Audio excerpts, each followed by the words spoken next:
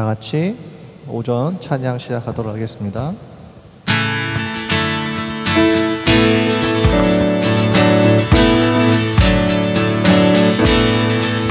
주님 뜻대로 살기로 했네. 주님 뜻대로 살기로 했네. 주님 뜻대로 살기로 했네.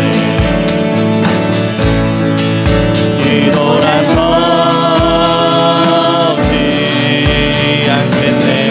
한 번 더 우리가 주님 뜻대로 주님 뜻대로 살기로 했네. 주님 뜻대로 살기로 했네. 주님 뜻대로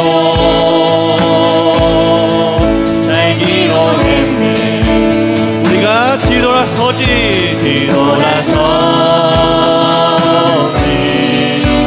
않겠네. 뒤돌아서지 않겠네. 뒤돌아서지 않겠네.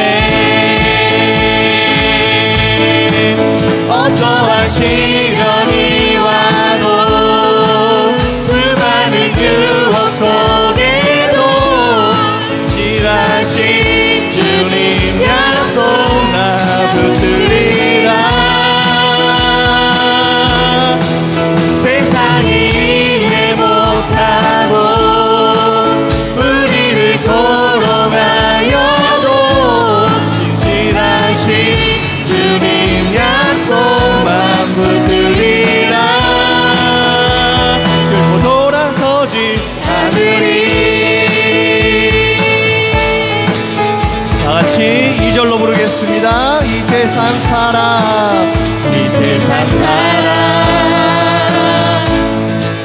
날 몰라줘도 이 세상 사람 날 몰라줘도 이 세상 사람 날 몰라줘도 우리가 뒤돌아서지 맙시다.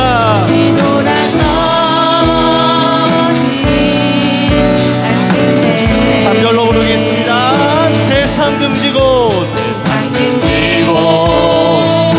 우리가 십자가 봅시다. 세상 등지고 십자가 보내. 세상 등지고 십자가 보내. 뒤돌아서지 않겠네. 우리가 뒤돌아서지 않겠네. 뒤돌아서지 않겠네. 어떠한 시련이 와도 수많은 유혹 속에도 진실하신 주님 약속 나 붙들리라. 세상이 이해 못하고 우리를 조롱하여도 진실하신 주님 약속 나 붙들리라.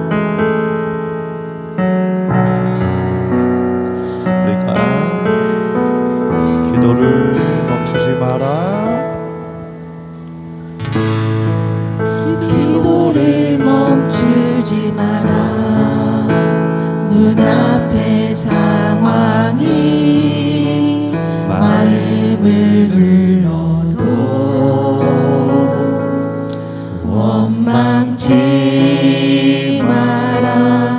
너의 입을 지켜라. 저들은 너의 입을 보고 있다.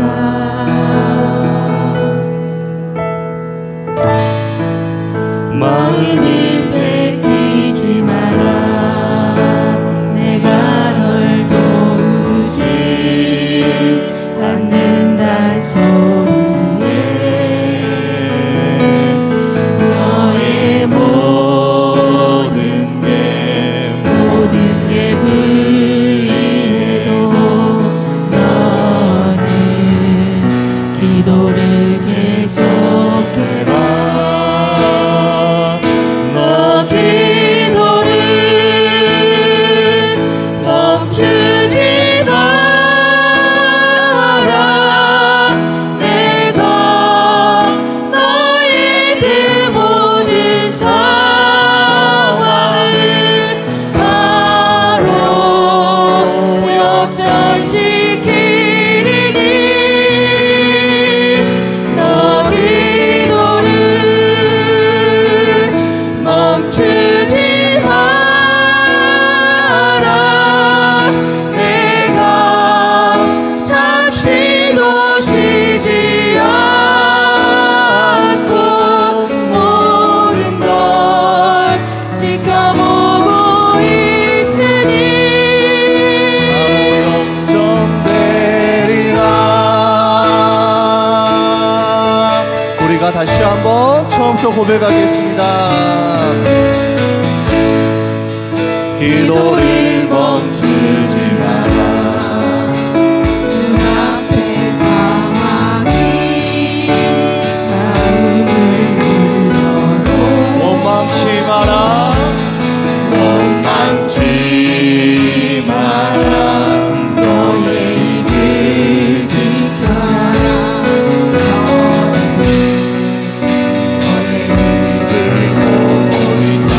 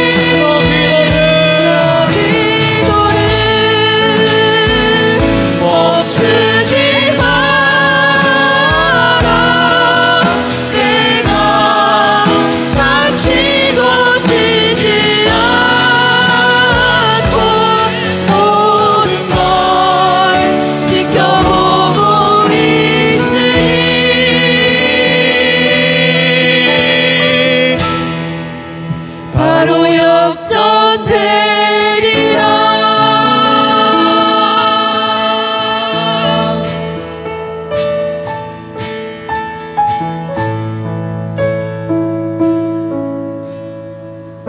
하나님 한 번도 나를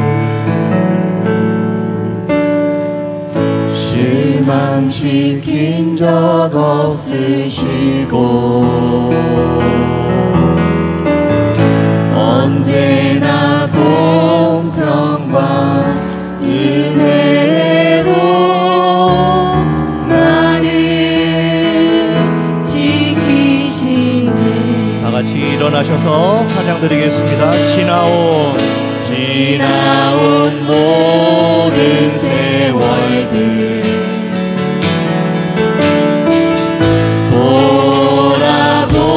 돌아보아도 그 어느 것 하나 주의 손길 안 미친 것 전혀 없네. 우리 주님은 신실하신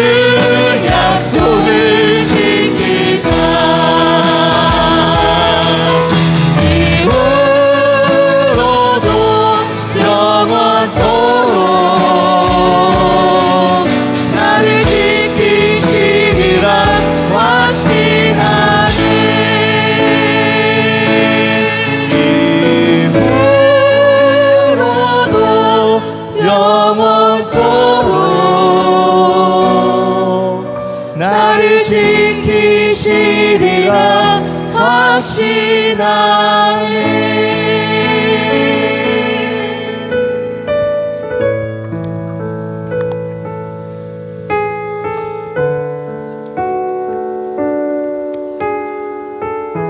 감사하신 하나님 아버지,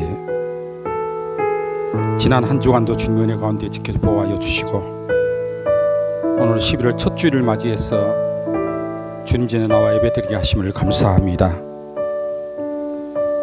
하나님, 계절의 변화를 통해서 하나님의 신실하신 손길을 느끼게 하시고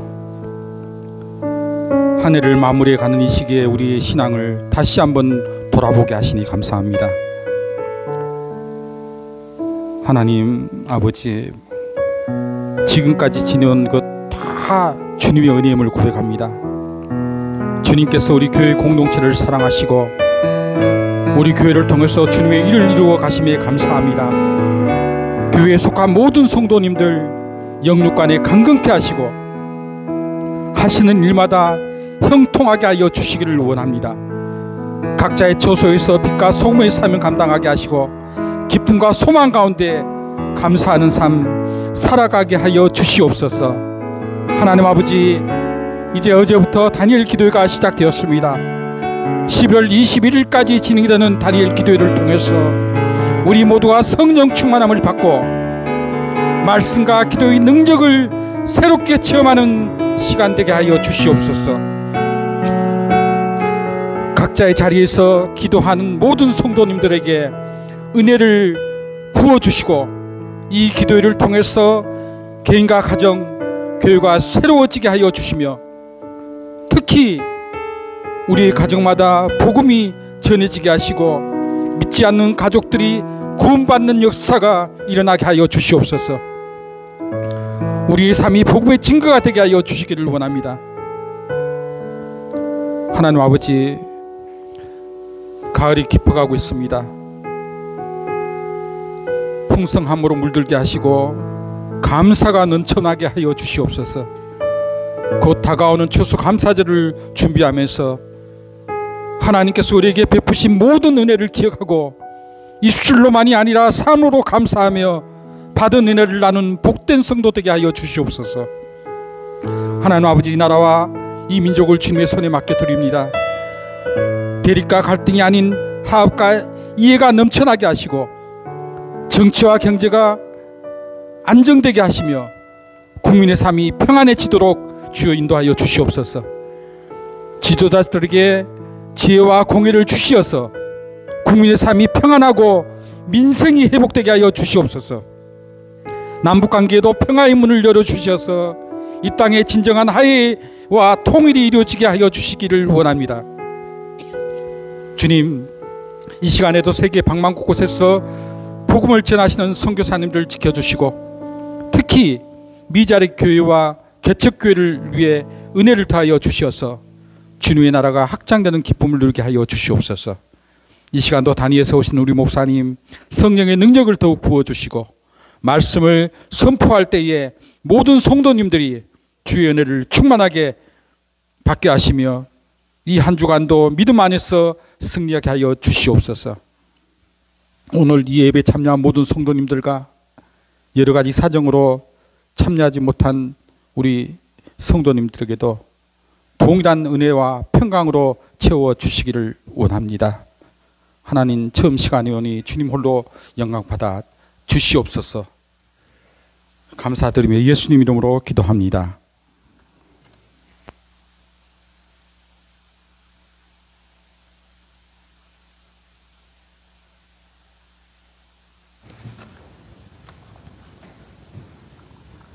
여호와여 일어나옵소서. 하나님이여 손을 드옵소서.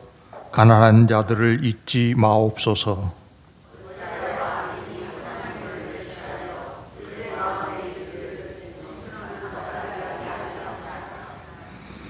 주께서는 보셨나이다. 주는 재앙과 원한을 감찰하시고 주의 손으로 갚으려 하시오니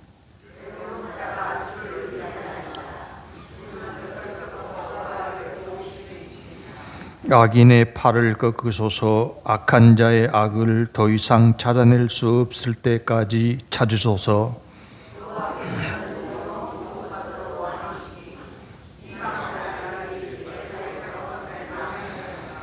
여호와여, 주는 겸손한 자의 소원을 들으셨사오니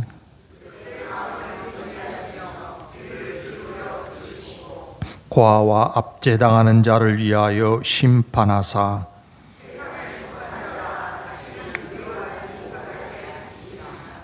아멘.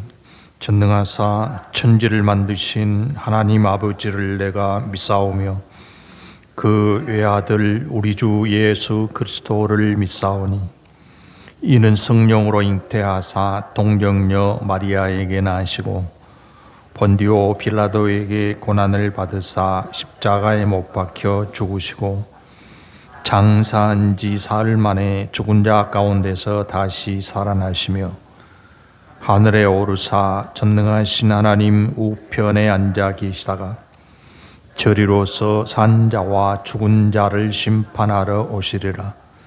성령을 믿사오며 거룩한 공회와 성도가 서로 교통하는 것과 죄를 사하여 주시는 것과 몸이 다시 사는 것과 영원히 사는 것을 믿사옵나이다.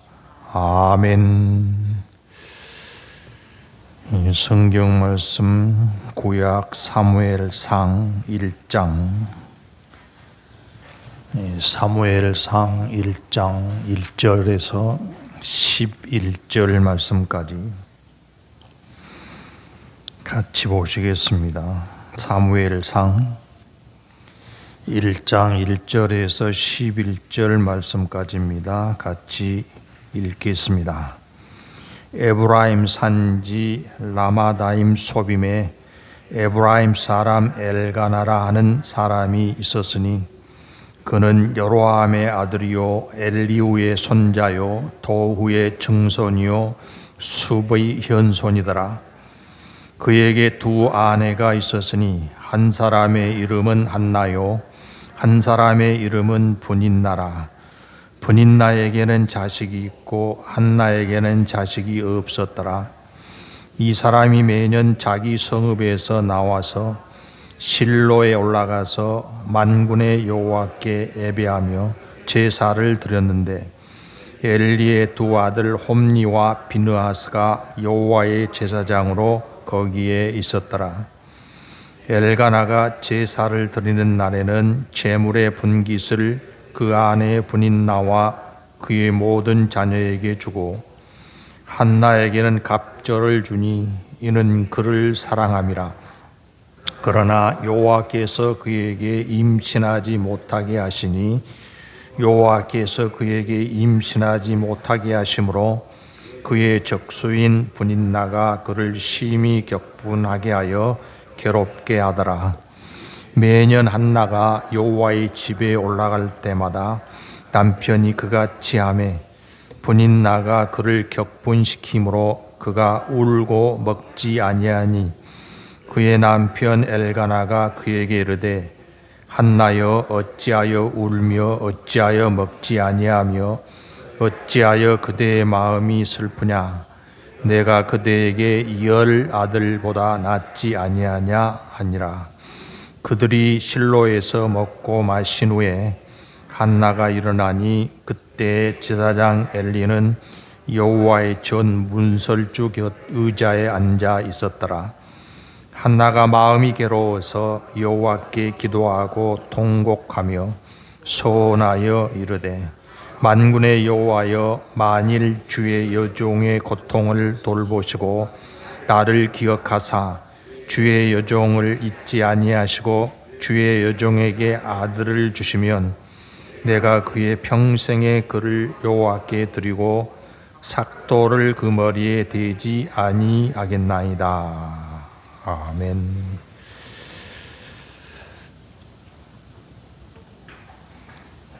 우리나라에 운전면허를 소지하신 분의 숫자가 3천만 명이 넘는다고 그럽니다.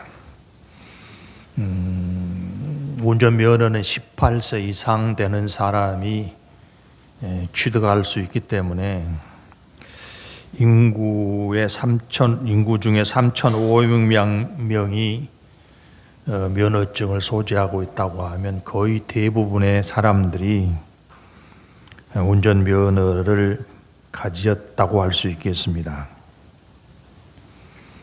3,500만 명 정도가 운전면허를 받았지만 실제로 자동차를 몰고 운전하는 사람의 수는 그보다 훨씬 작을 것입니다.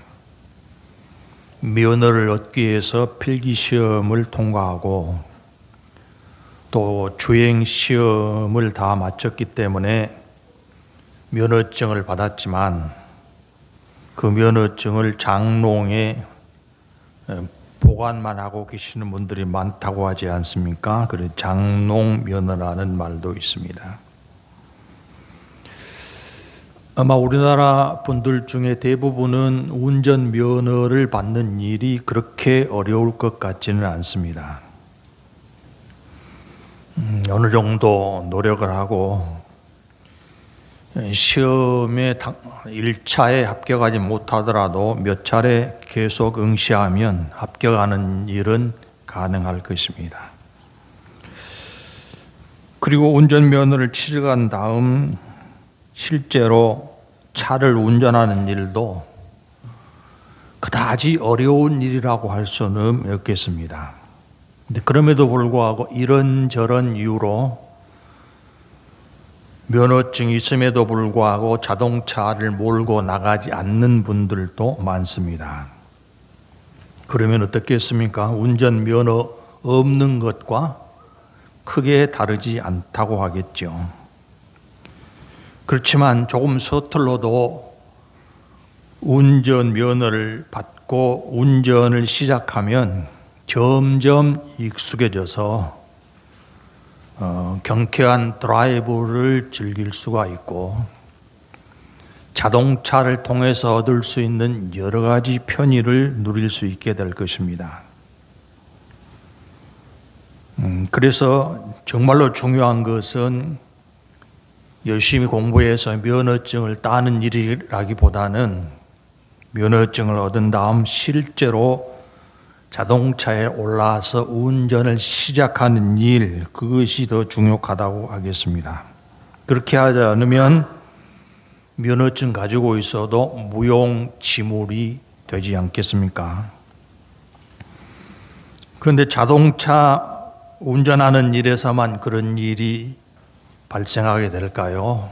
그렇지 않을 것입니다. 우리 생활 여러 부분에서 우리가 많은 능력을 가지고 있다, 많은 이론의 지식을 터득했다고 하더라도 그것을 실천하지 않으면 아무 이익을 누리지 못하게 되는 일이 발생하게 될 것입니다. 여러분, 면허라는 것은 일반 사람에게는 금지된 것을 일정한 자격을 갖추게 되면 국가가 허락을 해주는 것이 바로 면허입니다. 운전면허도 그렇죠. 모든 사람이 다 자동차를 운전할 수 있는 것이 아니라 교통법규를 익히고 자동차를 어느 정도 조작할 수 있는 사람에게 일반인에게는 금지된 운전을 할 수 있도록 허락해 주는 것이 바로 운전면허입니다. 더 실감나게 이야기하면 우리나라 인구가 5천만 명이 넘지만 누구든지 환자를 진료하고 치료할 수 있는 것이 아니고 그렇게 할 수 있도록 면허를 받은 의사들만 환자를 치료할 수 있는 행위를 할 수 있습니다. 의사가 치료하면 모든 환자를 다 살려내는가요? 그렇지 않고 사망에 이르는 환자들도 있지만 치료하다가 사망에 이르렀다고 하더라도 면허를 가진 의사는 그것 때문에 처벌받지 않습니다. 그런데 면허 없는 사람이 치료 행위를 해서 사람을 살렸다든지 호전시켰다고 하더라도 그것은 처벌의 대상이 됩니다. 그것이 면허 가진 사람과 면허 가지지 않는 사람의 차이라고 하겠습니다. 근데 여러분, 하나님의 나라에도 면허가 필요하다. 이거 아십니까? 모든 사람이 다 하나님의 나라 시민이 될 수가 없습니다. 어떤 사람만 하나님의 나라 시민이 될 수 있죠? 빌립보서 3장 20절 그러나 우리의 시민권은 하늘에 있는지라 거기로부터 구원하는 자 곧 주 예수 그리스도를 기다리노니. 어떤 사람이 하늘나라의 시민권을 허락받을 수 있어요? 예수 그리스도를 기다리는 사람, 예수 그리스도를 구원의 주로 믿는 사람만 하나님의 나라 시민이 되는 권리를 허락받을 수 있습니다. 아무나 하나님께 기도할 수 있는가요?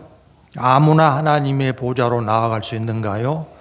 아니고 하나님께서 허락해 주는 사람, 말을 바꾸면 하나님께서 면허해 주는 사람만 하나님의 보좌로 나아가서 기도할 수 있습니다. 그 사람들이 어떤 사람입니까?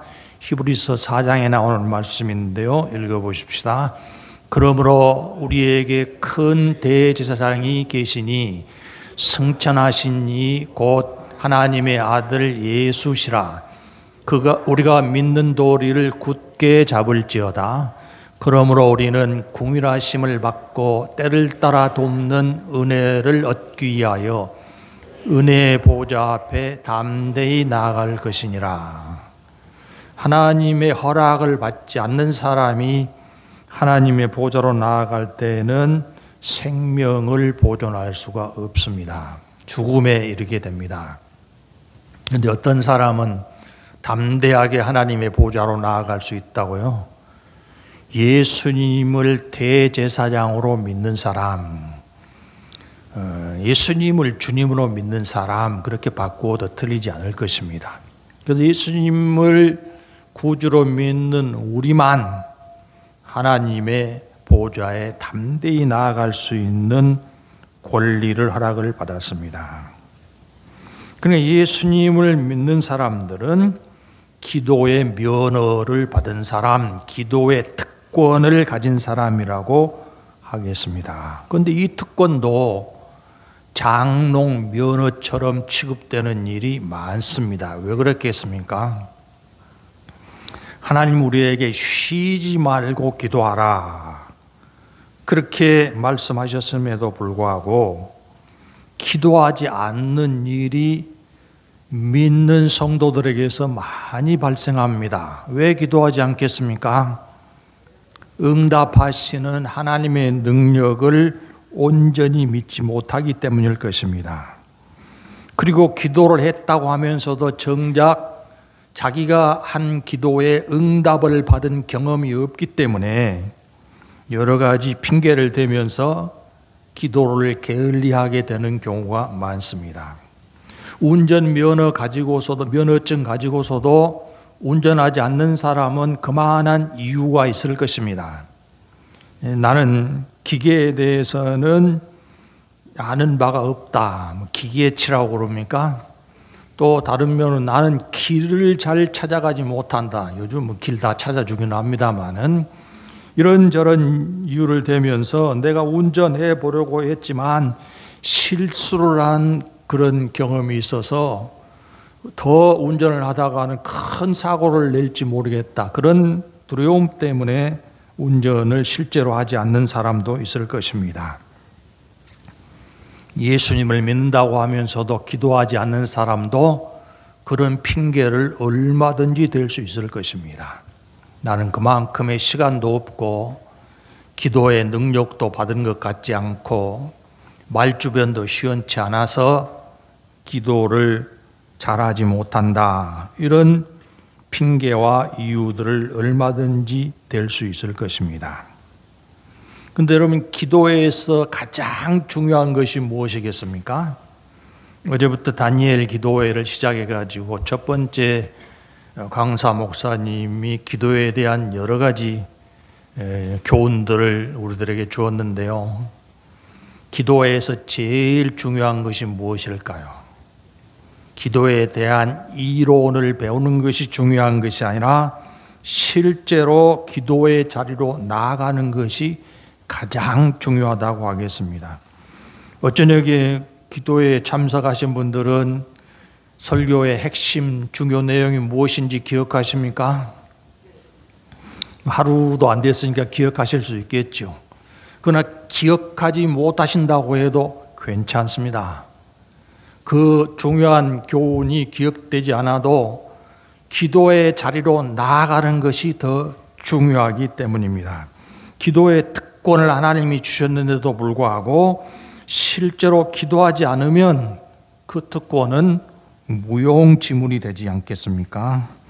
여러분은 하나님이 주신 기도의 특권, 담대히 하나님의 보좌로 나오라고 하신 그 부름을 얼마나 부지런히 잘 활용하고 계시는가요? 본문의 말씀으로 들어가면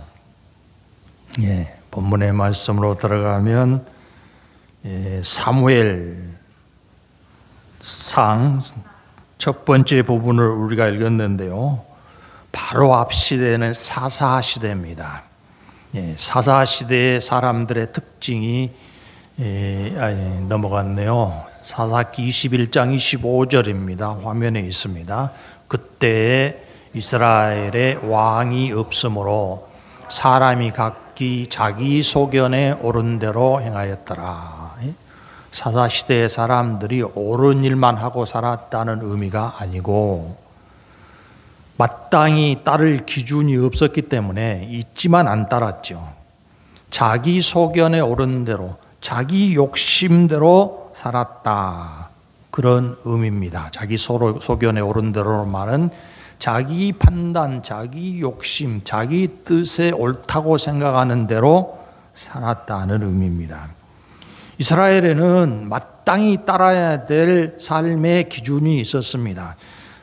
인간 왕은 없었지만 하나님이 왕이 되시고 하나님의 말씀을 따라 살아가는 것이 하나님 백성인 이스라엘 사람들의 당연한 삶의 기준이었습니다. 그런데 사사시대 사람들이 하나님의 말씀은 뒤로 하고 자기 소견을 따라서 살았다. 그러면 그 시대의 상황이 어떻게 되겠습니까? 성경을 읽어보실 때 하나님의 백성이라는 이스라엘 사람들이 하나님과 멀리 떨어져 가면 어떤 형편이 되든가요? 몹시 어려운 형편이 되고 말지요. 그래서 사사시대도 하나님의 말씀은 뒤로 제치고 자기들 고집, 자기들 소견을 따라 살았기 때문에 이스라엘이 점점 더 어두워져 가고 있었습니다. 그렇게 암흑의 시대에 서광의 빛이 비추기 시작한 것이 사무엘상의 기록입니다. 그리고 그 빛은 한 가정, 한 여인으로부터 기인했다는 내력을 우리가 읽은 성경 본문 말씀에서 밝혀주고 있습니다. 1절에 보면 한 가문이 소개되고 있죠. 그리고 그 가정의 가장은 엘가나라고 이름이 나오고 이 엘가나에게는 부인이 둘이 있었다. 누구입니까? 한나와 분인나. 그래서 한나가 먼저 나온 것으로 봐서 한나가 정실 부인이고 분인나는 두 번째 부인이었던 것으로 보입니다. 그런데 한나는 자녀를 낳지 못했고 분인나는 자녀가 있는 부인이었습니다. 한나는 임신하지 못하는 불임이었다는 것을 알 수 있겠고 당시에 여자가 결혼해서 아이를 낳지 못하면 하나님의 저주를 받은 것으로 그렇게 판단이 되었습니다. 그러니까 한나는 남편에게 부인이 둘이 있는데 매우 불리한 입장이었다는 것을 알 수 있습니다. 그렇지만 남편 엘가나가 두 부인 중에 누구를 더 사랑했다고요? 한나를 더 사랑했다고 기록이 되어 있습니다. 그런데 남편이 그렇게 자기를 챙겨주면 챙겨줄수록 더 마음이 무거워져 간 사람이 바로 한나였습니다. 심지어 자식을 많이 낳은 분인나가 한나의 불임을 지적하면서 격분시켰다고 본문에 기록이 되어 있죠. 한나의 마음을 편하게 살아가도록 놔두지 않았다는 것입니다. 그래서 한나의 하루하루는 가시밭길이나 다름이 없었고 울음이 그칠 날이 없었습니다. 분인나뿐만 아니라 사람들도 한나가 하나님의 저주를 받아서 임신하지 못한다고 수군대는 소리를 들어야 했을 것입니다. 한나로서는 해결할 수 없는 문제, 견디기 힘든 고통을 겪고 있었던 것입니다. 그런 고통 속에 있었던 한나가 할 수 있는 일이 무엇이었을까요? 여러분이 한나 입장이라면 무슨 일을 할 수 있었을까요? 그런데 한나는 어떤 일을 하고 있습니까?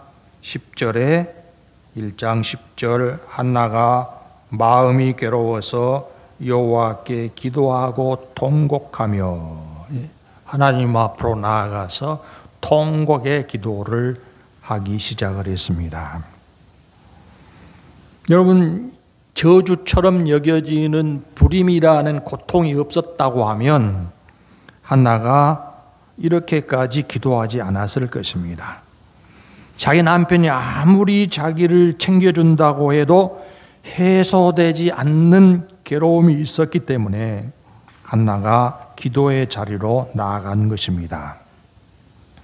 이스라엘 사람이라고 하면 한나 말고 모든 사람들도 하나님께 기도하는 것에 대해서 잘 알고 있었습니다.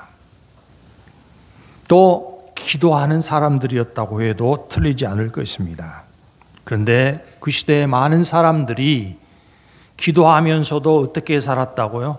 자기 소견에 오른 대로 살았더라. 기도와 생활이 분리되어 있었다는 것을 알 수 있죠. 그래서 이 시대의 사람들의 기도가 형식적이고 습관적인 수준에 그쳤을 것이라는 것을 얼마든지 추정할 수 있습니다.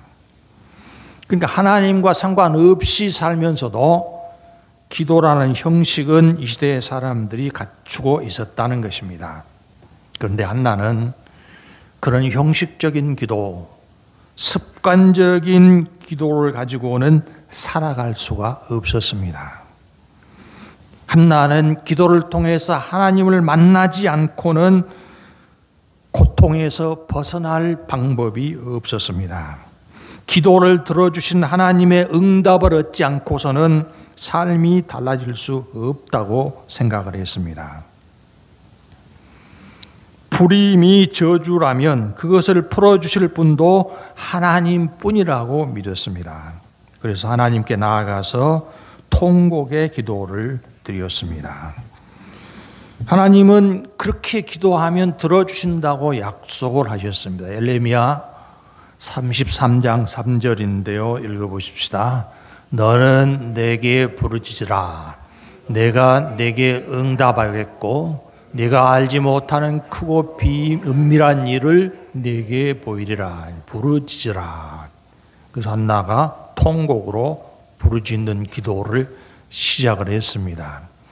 저녁 그 목사님 말씀에 울어야 산다고 그랬던가요? 예.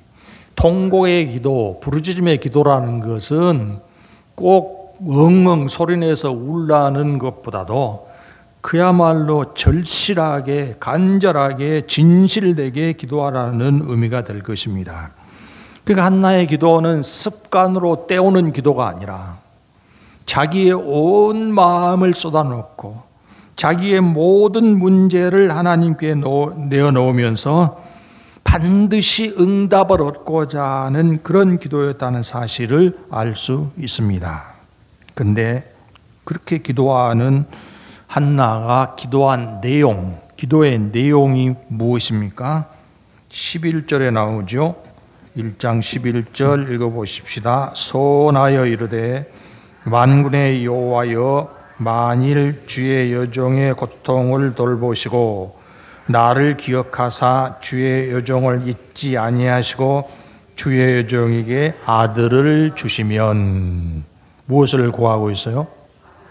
아들을 주시라고 요청을 하고 있습니다. 근데 한나가 아이를 낳을 수 있습니까? 아들을 낳는 일이 가능합니까? 지금 자식을 낳지 못하고 있는 이유가 무엇이었죠? 5절, 6절에 나와 있죠. 예. 왜 한나가 임신하지 못했어요? 여호와께서 그에게 임신하지 못하게 하시니 6절에도 여호와께서 그에게 임신하지 못하게 하심으로 예. 불임의 원인이 하나님이 불가능하게 만드셨기 때문이라 그렇게 밝히고 있습니다. 여러분, 하나님께서 결정하셨다고 하면 누가 그것을 바꿀 수 있습니까? 아무도 바꿀 수 없습니다. 사람이 하는 일이라고 하면 변경이 가능하죠. 우리가 병원에 가서 의사에게 진단을 받았는데 불치의 병이기 때문에 앞으로 6개월에서 1년밖에 못 사시겠습니다. 그런 진단이 나왔다고 하면 어떻게 하죠? 치료의 방법이 없습니다. 약도 없습니다. 6개월에서 1년입니다. 그러면 어떻게 해야 되죠? 죽을 준비해야 되죠. 그런데 그것도 바꿀 수 있습니다. 그런 진단을 받았던 사람이 10년 이상 멀쩡하게 살아있는 경우가 제법 많습니다. 왜 그렇죠? 사람이 모든 것을 알거나 모든 것을 결정할 수 없기 때문입니다. 그런데 한나가 불임인 것은 누구의 결정이에요? 하나님이 결정해 버리신 것입니다. 하나님이 그렇게 결정해 놓으면 변경할 수 없는 운명이라고 받아들일 수밖에 없겠습니다. 그런데 한나는 그것을 바꿔주시라고 기도하고 있습니다. 누구에게요? 결정권자이신 하나님께 기도하고 있습니다. 사람이 불가능한 것을 가능하게 만드신 유일하신 분이 하나님이시라고 믿고 하나님께 그것을 바꿔주시라고 기도하고 있습니다. 그것이 하나님께서 결정하신 일이기 때문에 임신이 불가능하게 된 것이 하나님의 결정이었기 때문에 그것을 변경시킬 유일한 분도 하나님이시라고 믿었기 때문입니다. 그러므로 우리가 살아가면서 여러 가지 어려운 문제, 불가능한 일에 직면했을 때 그 해결을 한나처럼 하나님께 맡기는 것이 가장 현명한 선택이 될 것입니다. 그런 선택에서 한나가 기도를 시작하고 있습니다. 자기가 가진 문제를 하나님이 해결해 주시라고 구하고 있는 것입니다. 이렇게 하는 것이 바로 기도의 실제입니다. 하나님이 어떤 분이신가, 성경의 사람들은 어떻게 기도했는가를 배우는 것도 중요하지만 정작 더 중요한 것은 하나님 앞에 나아가서 기도를 시작하는 것입니다. 내가 이 기도를 통해서 반드시 하나님을 만나 뵙고 반드시 응답을 받아야 되겠다는 갈급한 심정으로 하나님께로 나아가 통곡의 기도를 시작한 것입니다. 그런데 아까 우리가 읽었던 11절 한나가 기도한 내용을 보면 아들 하나를 얻겠다는 데서 그치지 않았습니다. 계속되는 내용을 다시 읽어보죠. 11절 전체. 소원하여 이르되 만군의 여호와여, 만일 주의 여종의 고통을 돌보시고 나를 기억하사 주의 여종을 잊지 아니하시고 주의 여종에게 아들을 주시면 내가 그의 평생에 그를 여호와께 드리고 삭도를 그의 머리에 대지 아니하겠나이다. 하나님이 아들 하나 주시면 그 아들을 하나님께 다시 드리겠습니다. 삭도를 머리에 대지 아니하겠습니다. 그 출산하게 될 아들을 나시린으로 드리겠다는 소원, 하나님이 이렇게 해주시면 나는 이렇게 하겠습니다 하고 약속하는 것이 서원이죠. 서원의 기도를 드리고 있습니다. 그런데 여러분, 이 시대가 어떤 특징을 가지고 있었다고 말씀을 드렸죠? 사람마다 자기 소견에 오른 대로 살았더라. 여러분, 이 시대에도 사사가 있었습니다. 선지자 역할을 앞서서 감당했던 사사가 있어서 하나님의 뜻을 백성들에게 전했습니다. 그러면 그 시대 사람들이 사사가 전하는 그 말씀을 잘 들었겠습니까? 안 들었다는 것입니다. 자기 소견에 오른 대로 했지 하나님의 말씀을 따라가지 않는 시대의 특징을 가지고 있었다는 것입니다. 그러면 사사의 위치는 어땠을까요? 존경받거나 인정받는 위치가 되지 못했다고 할 수밖에 없죠. 그러니까 이 시대에 사사라는 직업을 선택하는 것은 썩 잘한 선택이라고 할 수 없습니다. 우리가 자녀들을 양육하고 교육을 시킬 때 이 아이가 장래에 어떤 사람이 되기를 원하고 어떤 선택을 하는가요? 가장 성공적인 길을 가도록 가르치고 선택하지 않습니까? 그런데 지금 한나의 선택은 그렇게 성공적인 길이라고는 할 수 없겠습니다. 그렇게 인정받고 대우받는 그런 지혜의 사람으로 기르려고 하지 않고 이 아들을 하나님께 드린다, 그렇게 소원을 하고 있습니다. 그렇게 한나의 기도는 끝났습니다. 하나님께 자기의 문제 해결을 완전히 맡기는 것으로 기도를 끝냈는데요.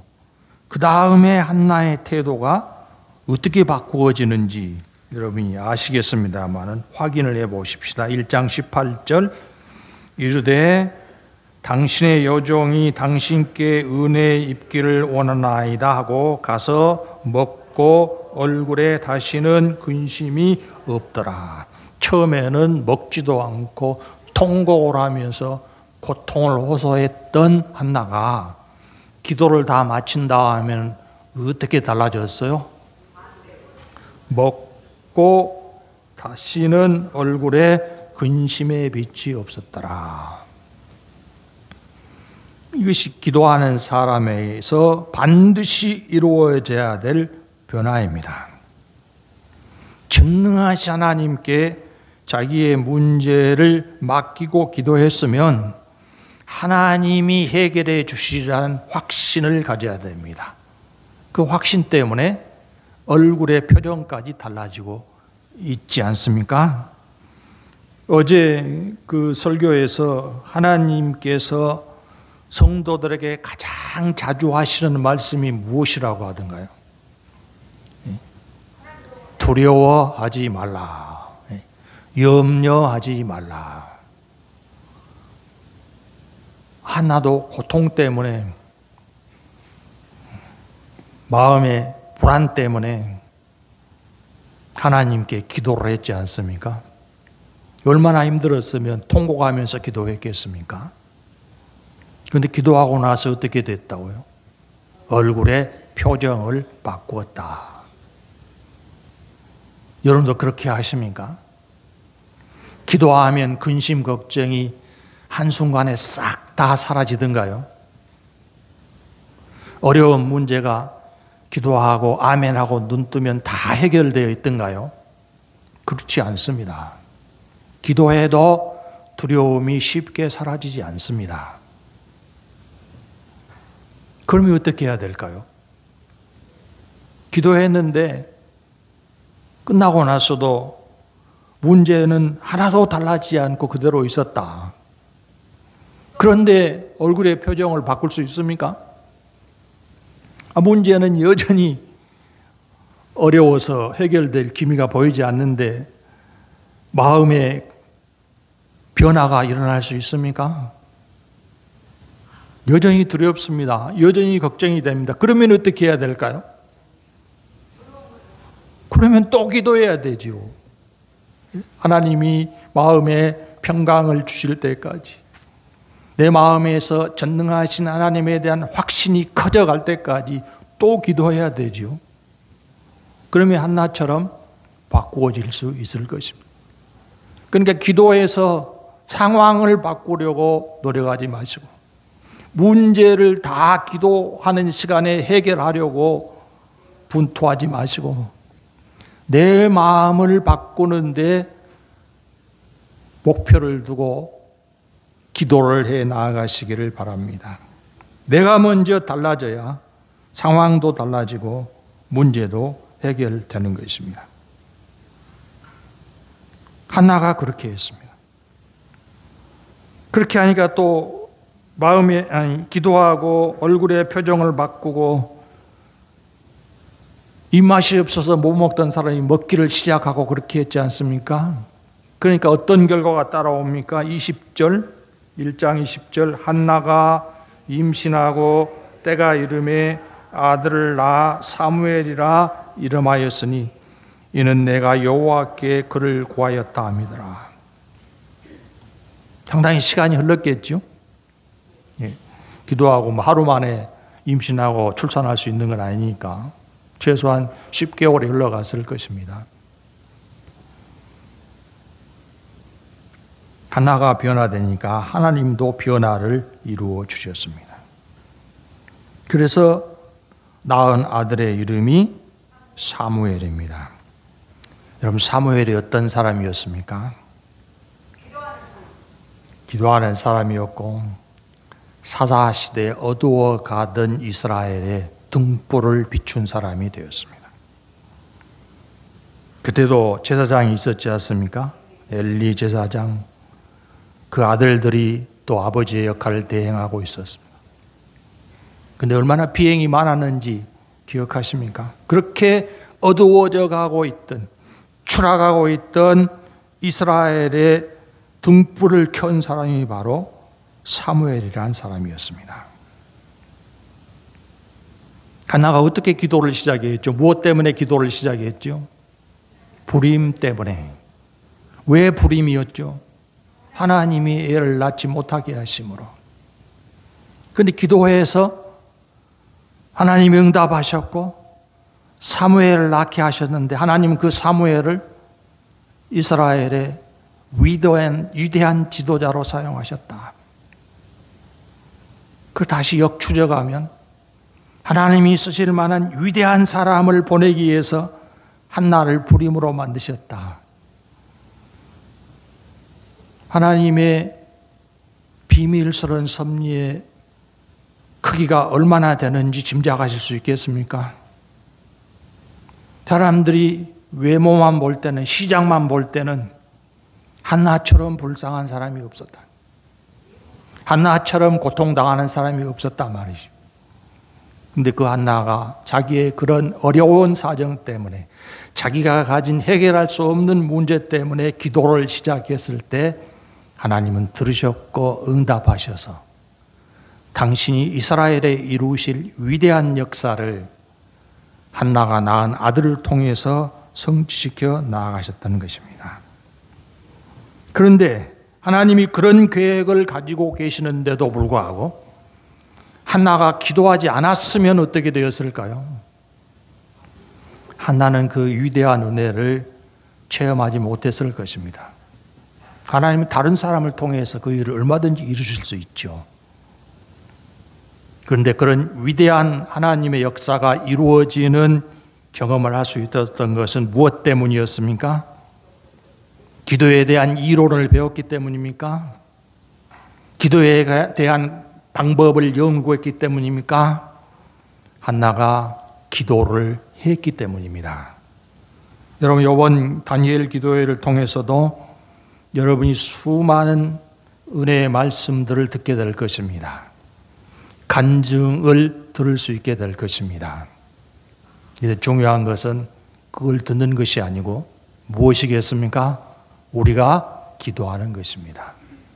그래서 지금 하루 지났고 20일이 남았는데 제가 여러분에게 부탁드리고 싶은 것은 이 기도회에 구경꾼으로 남지 마시기를 바랍니다. 관객이나 청중만 되지 마시고, 여러분이 기도에 대해서 많은 것을 알지 못한다고 하더라도, 말씀으로 증거되는 수많은 기도의 원리들을 다 기억하지 못한다고 하더라도, 이 기도회를 통해서 여러분 자신이 반드시 기도하는 사람, 기도의 자리로 나아가는 사람, 하나님께 입을 열어 말씀을 드리는 사람들로 변화가 이루어지기를 바랍니다. 기도하십시다. 우리 하나님, 언제든지 은혜의 보좌로 나오라고 불러주시고, 우리가 예수님의 이름으로 구하면 무엇을 구하든지 들어주신다고 약속하시고 보장하여 주신 것을 감사를 드립니다. 우리에게 기도의 특권을 주신 것을 감사를 드립니다. 이 특권을 잠재우는 사람들이 아니라 실제로 내가 무릎으로 하나님 앞에 나아감으로, 내가 입을 열어 나의 필요를, 하나님의 뜻을 구하는 기도를 드림으로 응답에 이르는 성도들이 될 수 있게 하여 주시고, 하나님께 더욱 가까이, 하나님께 더욱 많은 것을 구하는 기도의 사람으로의 변화가 우리 가운데 이루어지게 하여 주시옵소서. 예수님 이름으로 기도하옵나이다. 아멘.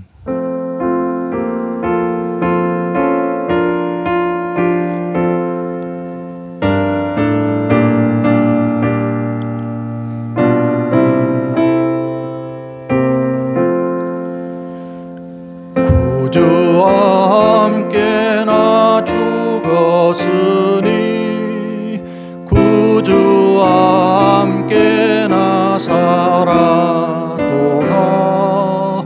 영광의 그날에 이르도록 언제나 주만 바라봅니다.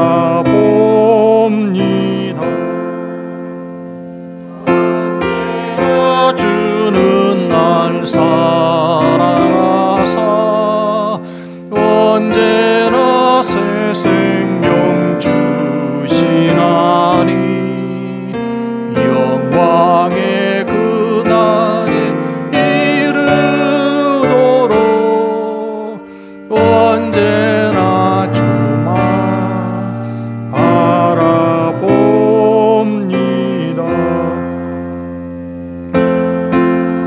시험을 받을 때와 무거운 근심이 있을 때에 주께서 그때도 같이 하사 언제나 나를 도와주시네. 언제나 주는 날 사랑하사 언제나 새 생명 주시나니 영광의 그날에 이르도록 언제나 주만 바라봅니다. 뼈 아픈 눈물을 흘릴 때와 쓰라린 마음으로 탄식할 때 주께서 그때도 같이 하사 언제나 나를 생각하시네. 언제나 주는 날 사랑하사 언제나 새 생명 주시나니 영광의 그날에 이르도록 언제나 주만 바라봅니다.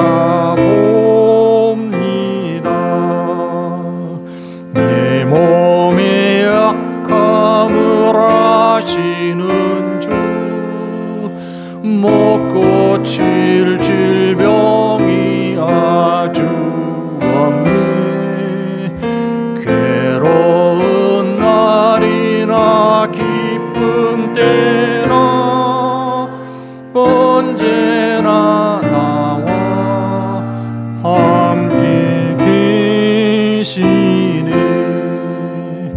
언제나 주는 날 사랑하사 언제나 새 생명 주시나니 영광의 그날에 이르도록 언제나 주만 바라봅니다.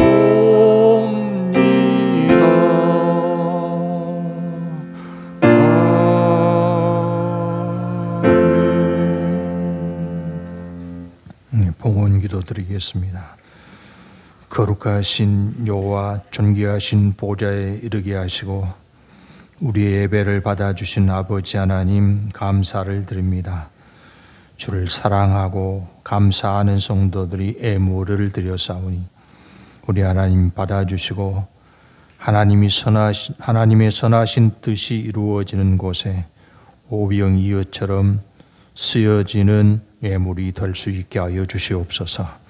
우리 하나님께서 우리를 얼마나 사랑하시는지, 또 우리 하나님께서 쉬지 않고 베푸시는 은혜가 얼마나 큰지를 성도들이 항상 깨달아 알 수 있게 하여 주시고, 주의 주신 믿음의 특권을 10분 활용하는 성도들의 삶이 되게 하여 주시옵소서.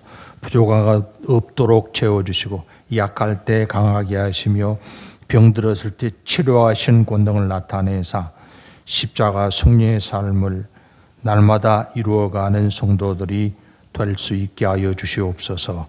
하나님의 살아계심과 권능의 크심을 드러내는 삶을 날마다 감당할 수 있도록 우리 하나님이 동행하여 주시기를 구하옵고 감사를 드리며 예수님 이름으로 기도하옵나이다.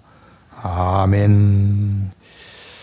네, 광고 말씀입니다. 다니엘 기도회 시작돼서 오늘이 2일차인데요. 오늘은 교회에서 모이지 않고 여러분 가정에서 참여를 해 주시기를 바랍니다. 유튜브에 검색해도 되겠지만 제가 카톡으로 연결되는 문자를 보내드리도록 하겠습니다.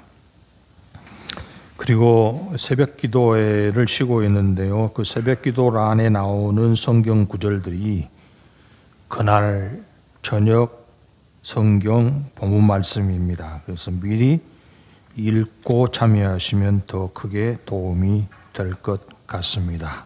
그렇게 해주시기를 바랍니다. 강구 이상입니다.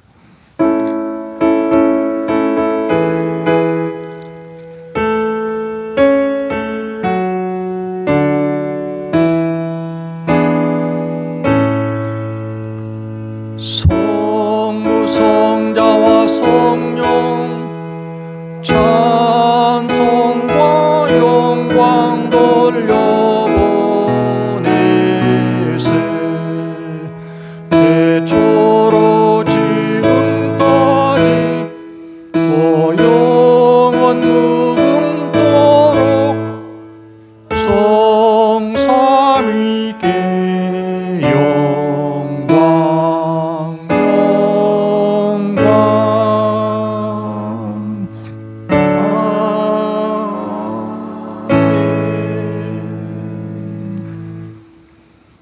우리의 대제사장 되신 예수 그리스도의 은혜와 하나님 아버지의 사랑하심과 성령의 교통하시고 인도하시고 충만케 하심이 기도의 자리에 반드시 나아가기를 결심하는 더 많은 기도로 풍성한 은혜를 얻기를 소망하는 성도들에게 이제부터 영원까지 함께 있을지어다. 아멘.